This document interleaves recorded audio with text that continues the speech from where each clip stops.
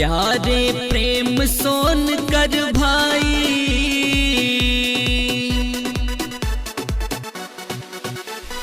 प्यारे प्रेम सोन कर भाई, जन्म दिवस की बधाई। तुमको जुग जुग जियो भाई, जुग जुग जियो, तुम जुग जुग जियो भाई, जुग जुग जियो।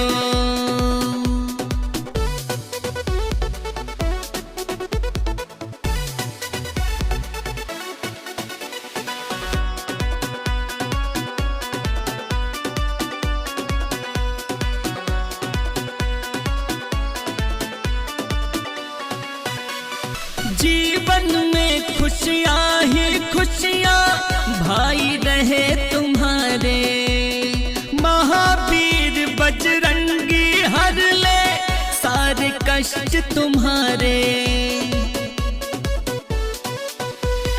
प्रेम सोन कर भाई, तुम पे सबने खुशी लुटाई भाई, जुग जुग जियो, तुम जुग जुग जियो। प्रेम सोन कर भाई, तुमको जन्म दिवस की बधाई भाई, जुग जुग जियो भाई, जुग जुग जियो भाई, जुग जुग जियो भाई, जुग जुग जियो।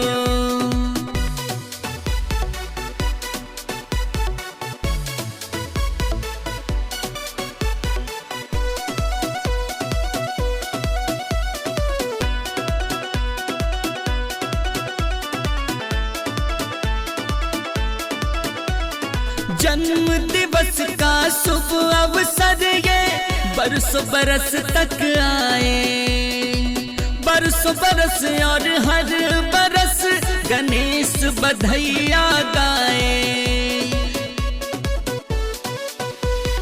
प्रेम सोन कर भाई, तुम पर सबने खुशी लुटाई भाई, जुग जुग जियो, तुम जुग जुग जियो।